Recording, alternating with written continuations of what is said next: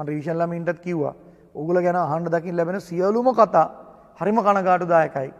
ඕගොල්ලන්ගේ සියලුම කනගාටුදායක කතාවල ප්‍රතිඵලය වෙන්නේ අවසානයේ ප්‍රතිඵල දුර්වල වෙන එක. මම ඒවට අපිට අදාළ නැහැ.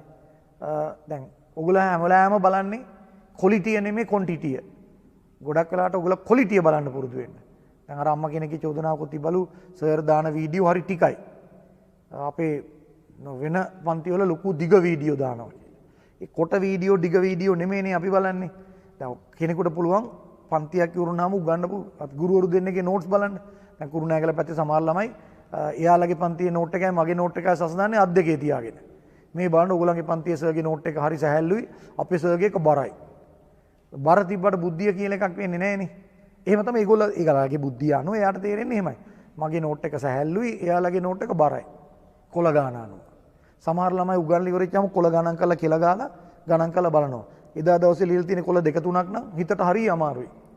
එහෙම නෙමෙයි අපි බලන්නේ. අපේ ඔළුවට කොච්චර කා වැදුනද? කොච්චර දැනුමක් ආවද කියලා. මම සටහනක් දෙන්නේ නැහැ. මම හුඟක් එක්ස්ප්ලেইন කරලා දෙනවා.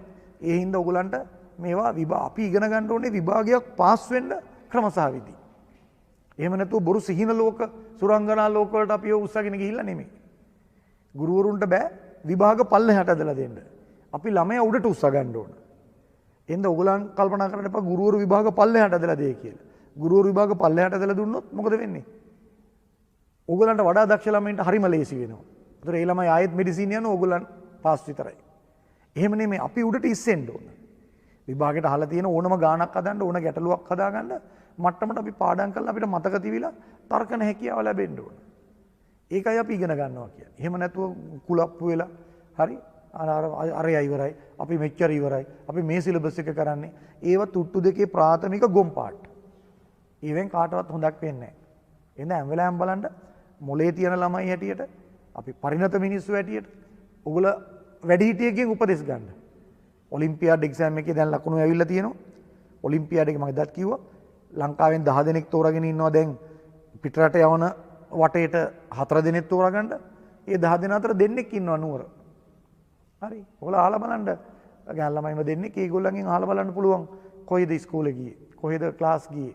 කොහොමද ඔයගොල්ලෝ මේ මෙච්චර ලකුණු ගාණක් ගත්තේ? මං කියන්නේ අහන්න. ඒතකොට ඒ ළමයි කියයි කොයි විදියටද අපි බයෝ ඉගෙන ගන්නෙ? කොයි විදියටද අපි කරගත්තේ? කයිවාරු ගහලා බෑනේ. Tamanට දැනුමක් තියෙන්න ඕන. ලංකාවේ මිනිස්සු පරද්දලා ලංකාවෙම 4 දෙනෙක් තෝරාගන්න යන තැනක දෙන්නෙක් අපේ නුවර ළමයි දෙන්නෙක් ඉන්නවා කියන්නේ මොකද්ද? දක්ෂයි. ඉතින් ඒවා තමයි අපි ඉගෙන ගන්න ඕනේ. එහෙම නැත්තම් වෙන්නේ මොකද්ද? ඕගොල්ලෝ යාළුවොත් එක්ක සටන් කර කර ඉන්නවා. අපේ සර් ලොකුයි, අපි මෙහෙමයි, අපේ එක මෙහෙමයි. අපි හවසට පේපර්ස් කරනවා. අපේ ලකුණු දාලා දෙනවා, රිපෝට් දෙනවා, ප්‍රයිස් ගිවින් තියනවා කිය අපි ගොම් පාඩ් දදා ඉන්නවා. ඒතර තව ළමයි කණ්ඩායමක් විෂය දැනුම පස්සේ ගිහිල්ලා ඒක උත්සාහ කරලා ඒක පාස් වෙනවා. කියන්න කනගාටුවෙන් වුණත් කියන්න වෙනවා මේක. ඇයි ඒ? එක්තරා පාසල්වල එක්තරා ළමයි කණ්ඩායමක් විතරයි විභාග පාස් වෙන්නේ දැනට.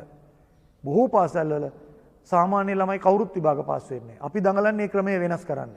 දැන් අවුරුදු 5කට 6කට කලින් මේ ක්‍රමය වෙනස් වෙලා තිබ්බා. හරි? ගම්බද අහිංසක ළමයින්ගේ දෙමව්පියන්ගේ ළමයිත් විභාග හොඳට පාස් වුණා. දැන් නැත්තේ ඇයි? ඔයගොල්ලෝ කල්පනා කරලා බලන්නකෝ අපේ ඉස්කෝලේ ඇයි පාස් වෙන්නේ නැත්තේ? හේතුව මොකද්ද?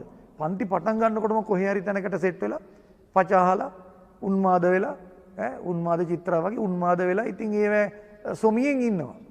අන්තිමට මොකක්ද වෙලා තියෙන්නේ? ප්‍රතිඵල එනකොට එකෙක්වත් පාස් නැහැ.